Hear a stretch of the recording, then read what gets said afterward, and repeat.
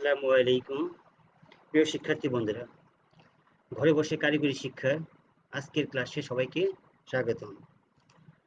আজ তোমাদের সাথে আছি আমি Mohammad Zillur Rahman Khan, civil technology, Dhaka polytechnic institute. আজ তোমাদের এই সেশনে সবাইকে স্বাগতম। আজ তোমাদের সাথে আমি সিভিল ইঞ্জিনিয়ারিং ম্যাটেরিয়ালস দ্বিতীয় পর্ব সিভিল টেকনোলজির বিষয় সিভিল ইঞ্জিনিয়ারিং ম্যাটেরিয়ালস 1 এর বিষয় কোড ৬৬/৪২১। বিষয়বস্তু বিভিন্ন নির্মাণ সামগ্রীর মাঠ পরীক্ষা। আজকে 2 নম্বর ক্লাসটি নিয়ে আলোচনা করব। শিক্ষার্থী বন্ধুরা, আজ আমরা যে বিষয় নিয়ে আলোচনা করব সেটা কি?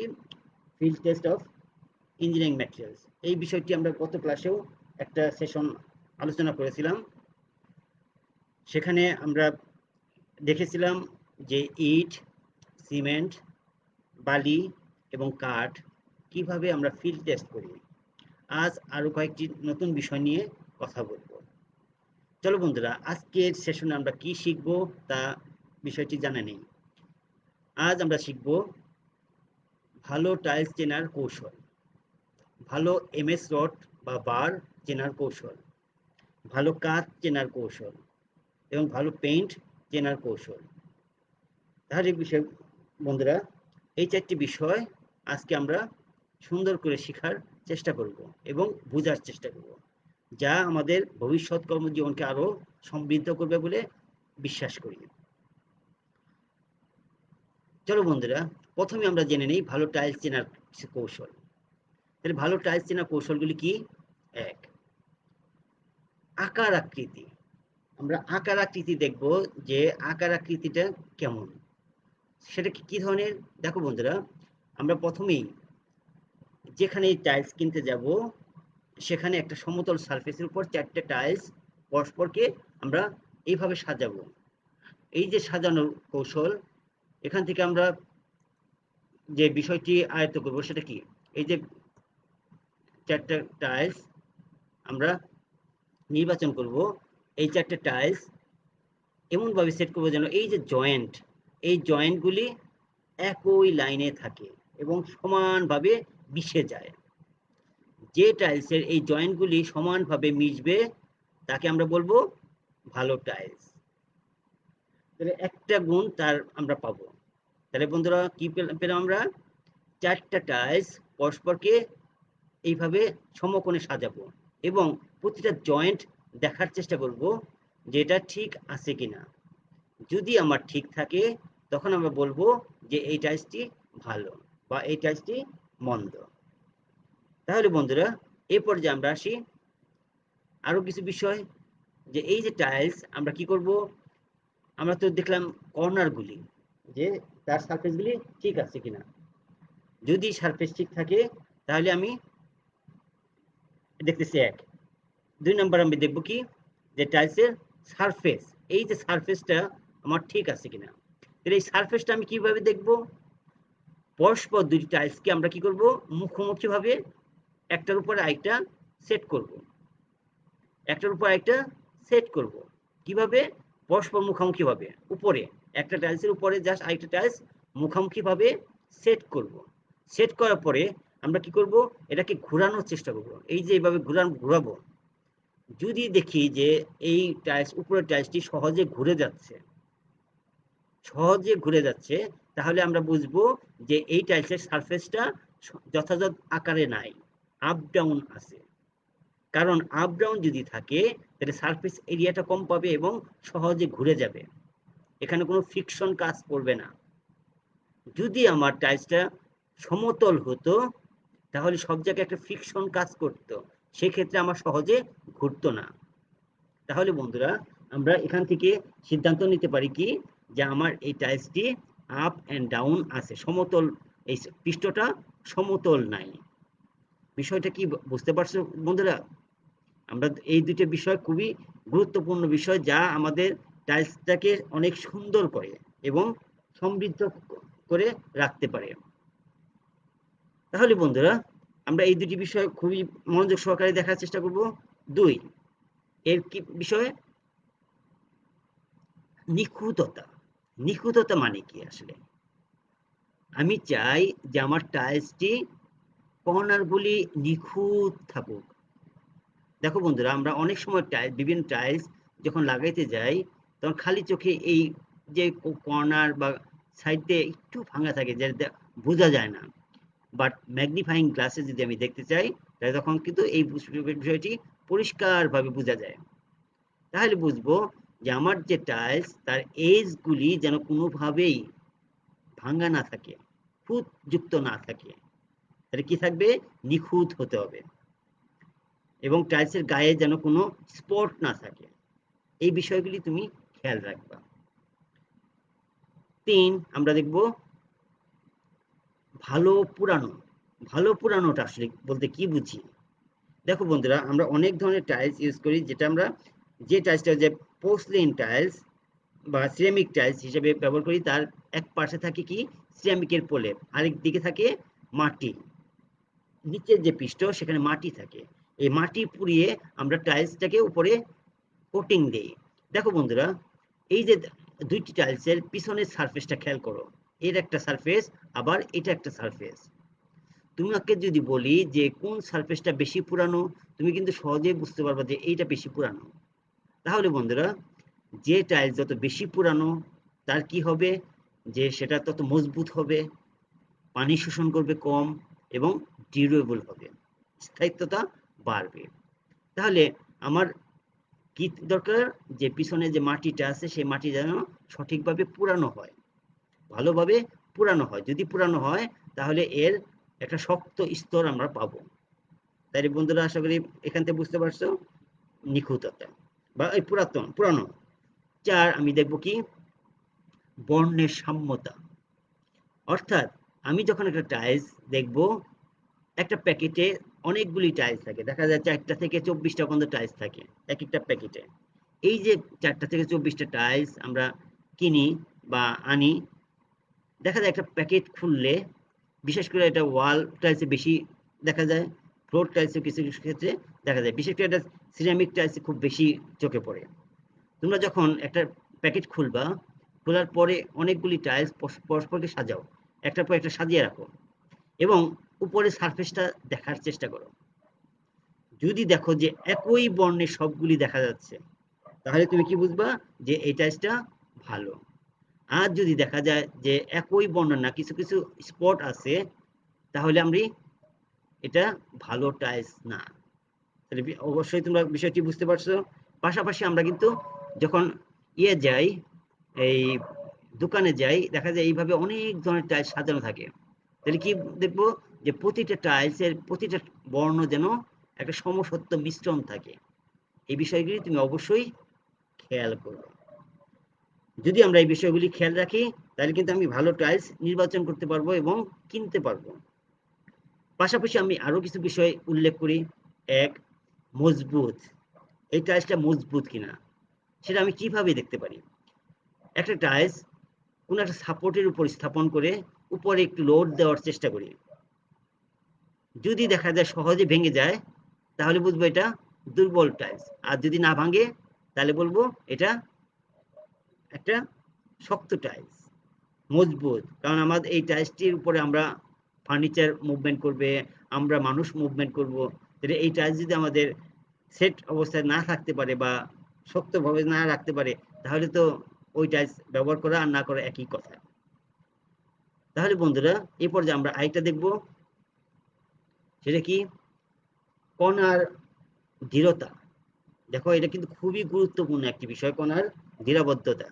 যেমন আমি যখন একটা টাইলস দেখব, এই যে যখন টাইলসগুলি তৈরি হয়, তখন এটা কি হোমোজিনিয়াস টাইলসও হতে পারে, সিরামিক টাইলস হতে পারে।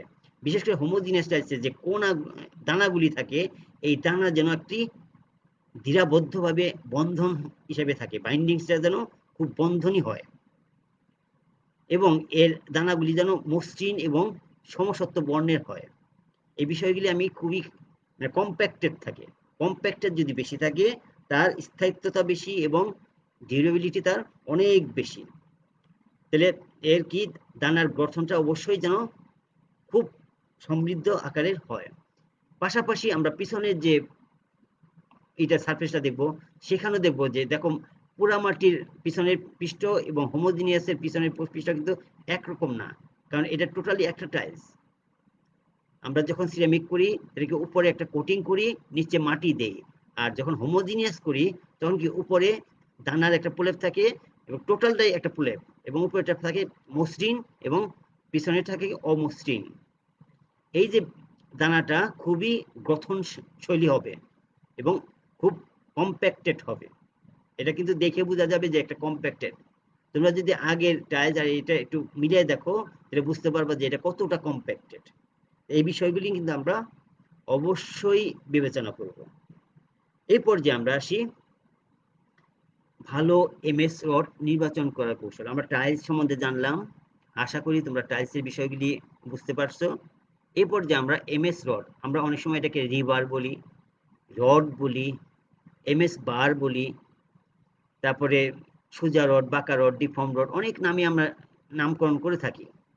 কিন্তু এগুলি সবই কি এমএস বার, মাইল্ড স্টিল বার, বা MS rod, mild still rod. এগুলি আমরা নির্মাণ কাজে খুবই গুরুত্বপূর্ণ ভূমিকা পালন করে। দেখো আমি যখন রডের নির্বাচন করব তখন আমরা প্রথম জিনিসটা আমরা যাচাই করব, সেটা কি ওই কোম্পানির রড বিএসটিআই অর বুয়েট এর সার্টিফিকেট প্রাপ্ত কিনা। কারণ বুয়েট থেকে টেস্টগুলি করা হয়েছে কিনা এবং বিএসটিআই এর মান রক্ষা করা হয়েছে কিনা, এই দুটো বিষয় অবশ্যই আমরা খেয়াল করব। বিএসটিআই এবং বুয়েটের সার্টিফিকেট থাকতে হবে।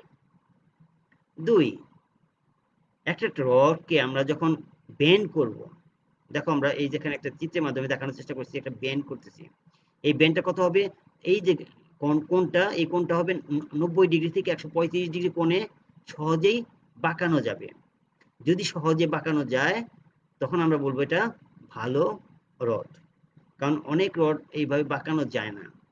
তাহলে বন্ধুরা এখানে 90 থেকে 135 ডিগ্রিতে আমরা বাঁকাবো।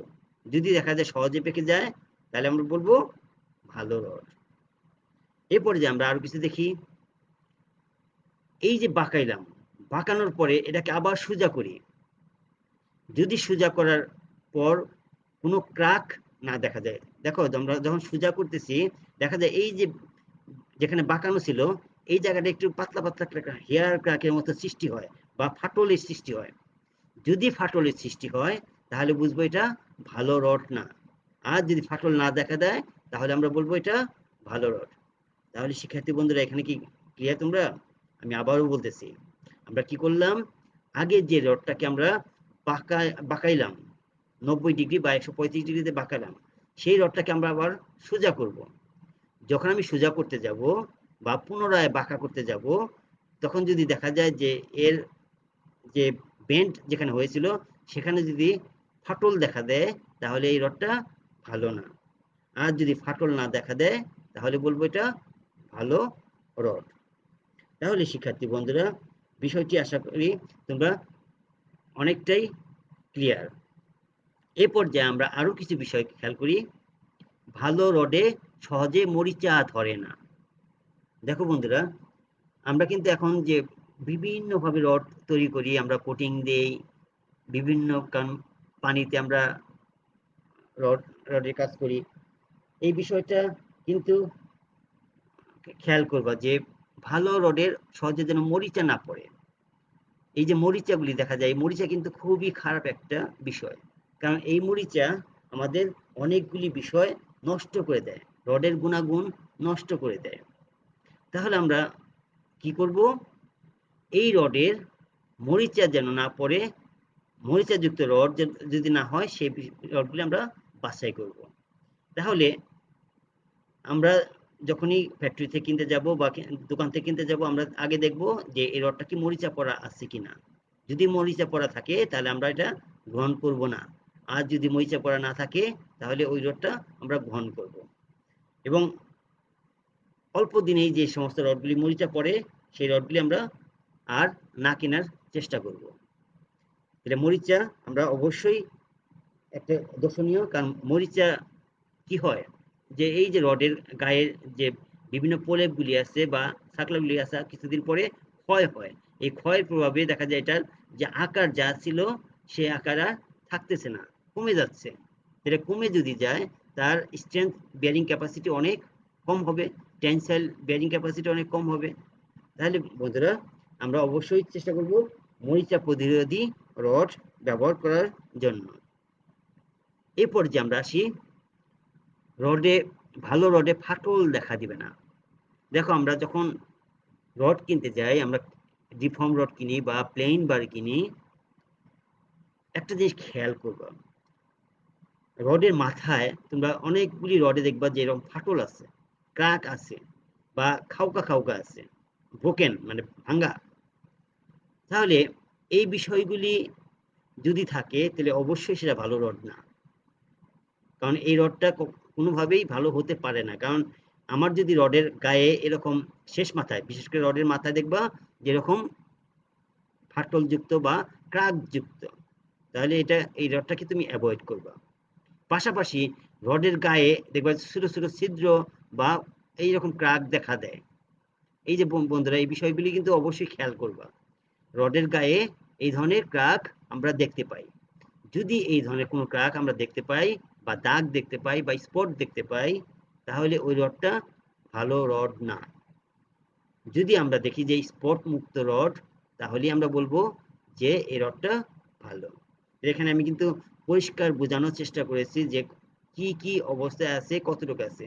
কারণ এই যে দাগ, এই দাগগুলি একটা মাপ আছে, কিন্তু দেখা যায় 2 মিলি থেকে 5 মিলি পর্যন্ত আমরা যদি থাকে, তাহলে এই রডগুলি মোটেও গ্রহণযোগ্য না। আশা করি বিষয়টি তোমরা ক্লিয়ার। এই পর্যায়ে আমরা আসি রডের গায়ে আঙ্গুল দিয়ে। দেখো আমরা যে হাতের যে স্পর্শ, হাত দিয়ে যদি আমি ঘষা দেই, যদি ধারালো অনুভূত হয়, তাহলে বুঝতে হবে এটা ভালো রড না। অর্থাৎ এই যে আমরা রড আছে এখানে প্লেন বার এবং ডিফর্ম বার, প্লেন বারের উপরে আমরা কি করলাম, হাত দিয়ে একটু হালকা করে ঘষা দিলাম।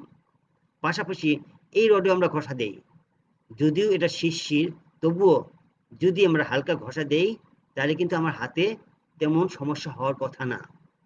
যদি দেখা যায় এর গায়ে খুব ধারালো একটা শির দেখা দেয় বা এখানে ধারালো, ধারালো থাকলে সেই রডটা ততটা ভালো রড না। তাহলে আমরা কি করব, যে রডের গায়ে হাত দিয়ে দেখব যে এই রডটা ধারালো না কম ধারালো, না মসৃণ। মসৃণ যদি হয় তাহলে বলবো এটা ভালো রড। আমরা ব্র্যান্ড দেখব। দেখো বন্ধুরা, ব্র্যান্ড মানে কি, এর মানে একটা কোম্পানির নাম। কারণ আমরা অনেক কোম্পানি আছে যারা 60 গ্রেড 72 গ্রেড রড উৎপাদন করি, বাট আমার কোম্পানির নাম লিখি না। তাহলে আমি কি করব, যে রডের গায়ে যেন অবশ্যই ওই কোম্পানির নাম থাকে। তোমরা এই, কারণ খোদাই করা আকারে নাম যেন অবশ্যই থাকে। যদি ভালো রড হয় তাহলে অবশ্যই তোমার এই খোদাইকৃত নাম বহন করবে। আর যদি ভালো রড না হয় তাহলে কিন্তু এই রডের নামগুলি থাকবে না।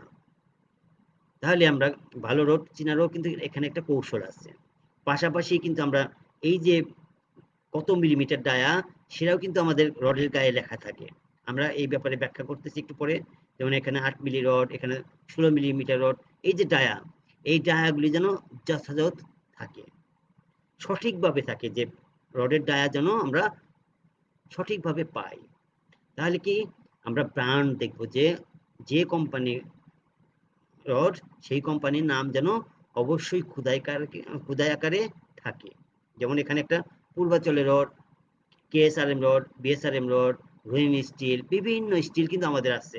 তাহলে এই বিষয়গুলি আমরা খেয়াল করব যে একেএস রড, এগুলি যেন অবশ্যই ব্র্যান্ড উল্লেখ করা থাকে। পাশাপাশি আমরা আরো কিছু দেখি। দেখো এটা কিন্তু খুব গুরুত্বপূর্ণ একটি বিষয়।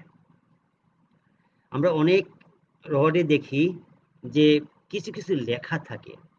দেখো বন্ধুরা, এরকম একটা লেখা আমরা যদি একটু পরে আরেকটা স্লাইডে দেখি, এখানেই তুমি খেয়াল করো। যেমন এখানে কি আছে, পিএইচপি, টিএমটি, 500W, 20।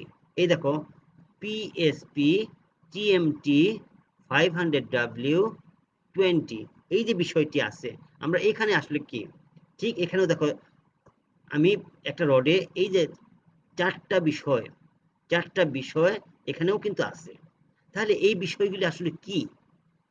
দেখো বন্ধুরা, এইচ মানে তোমাদের ওখানে কি ছিল, পিএসপি, অর্থাৎ কোন কোম্পানি রড। এখানেও কিন্তু দেখো আমি লিখেছি কি উৎপাদিত কোম্পানি, অর্থাৎ বিএসআরএম, কেএসআরএম, এস, আরআরএম, বিএসআইএল, পূর্বাচল, বিভিন্ন যে স্টিল থাকুক সেই স্টিলের সেই কোম্পানির নাম এখানে থাকবে।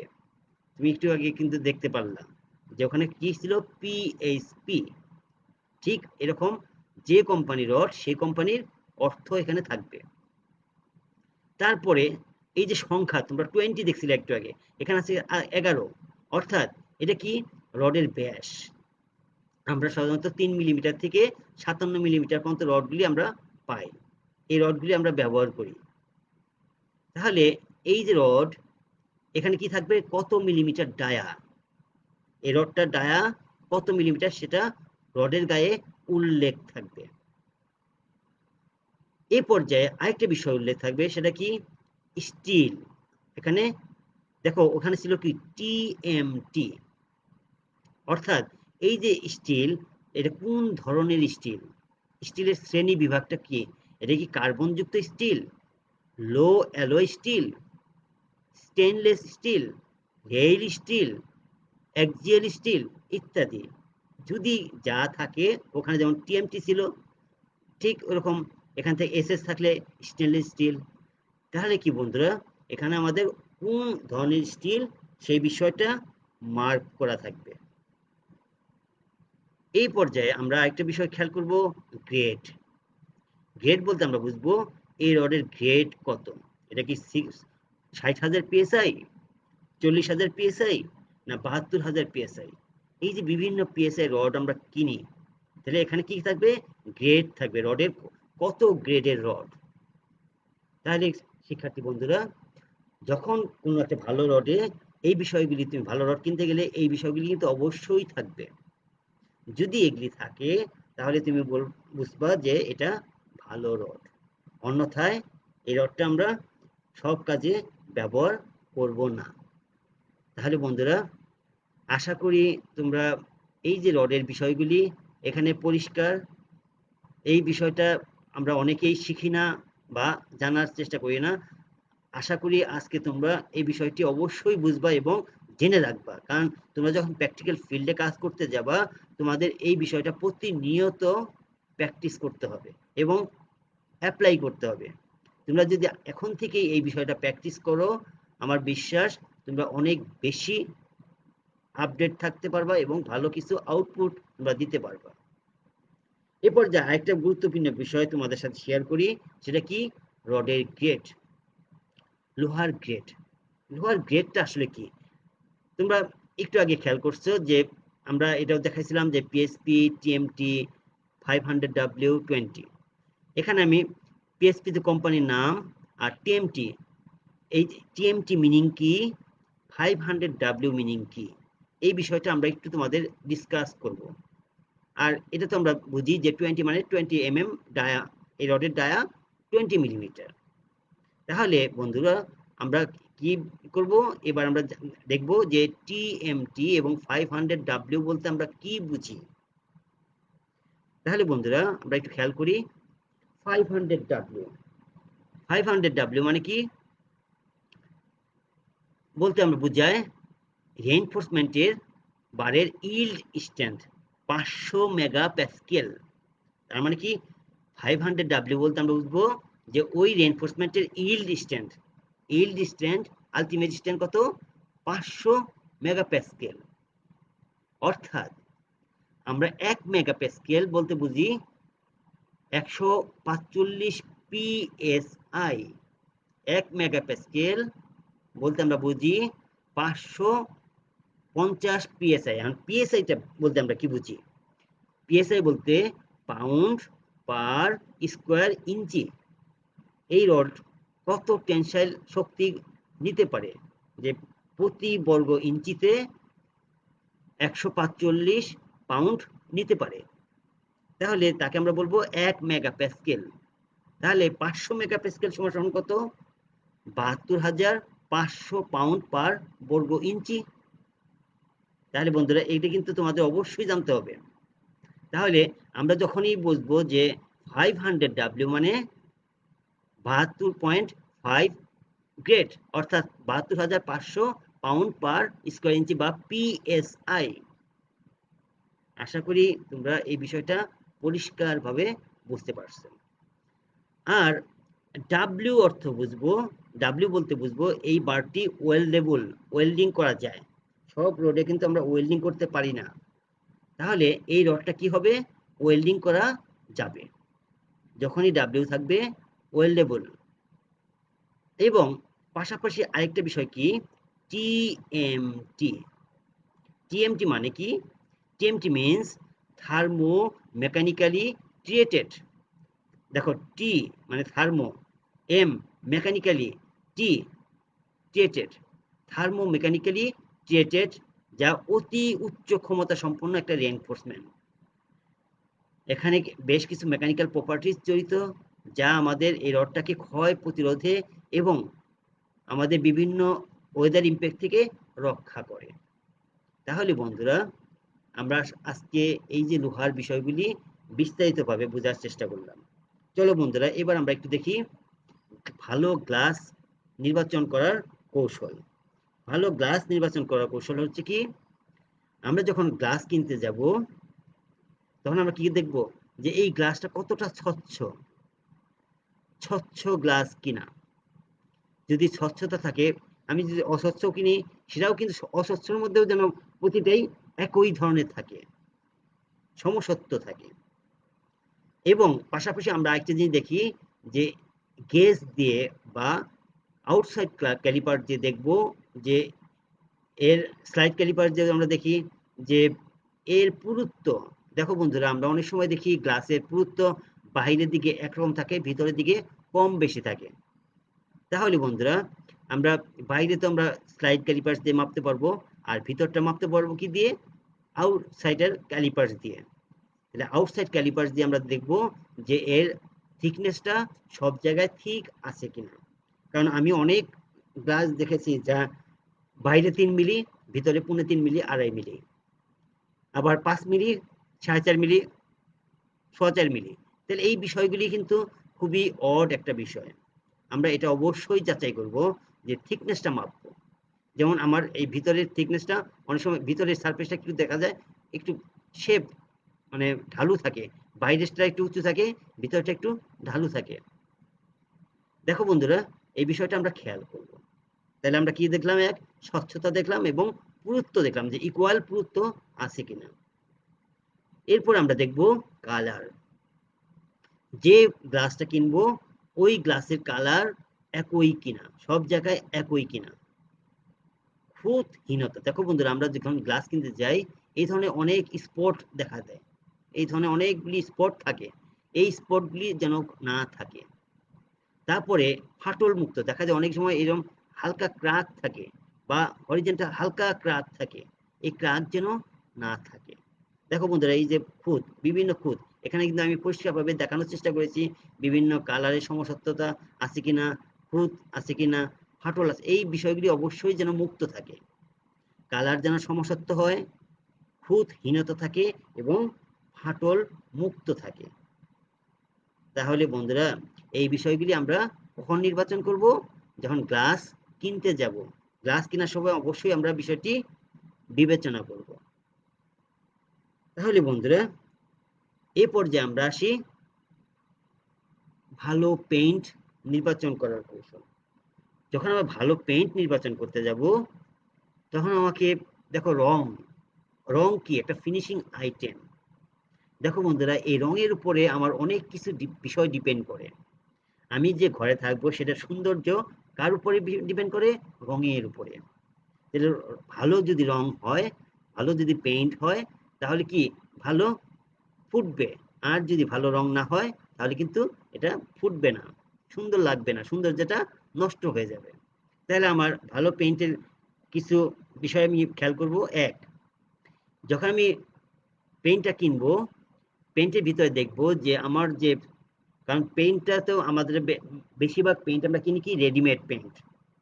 এই রেডিমেড পেইন্টের উচ্চ মানের পেইন্টের মোট সলিড, ভিতরে যে সলিডটা থাকে, যেটা আমাদের পিগমেন্ট প্লাস রেজিন, এই দুটোর মিশ্রণ থাকে, সেই মিশ্রণ যেন একটা সলিড বেশি থাকে এবং দ্রাবক অর্থাৎ এটার মধ্যে একটা তরল পদার্থ থাকে সেটা যেন কম থাকে।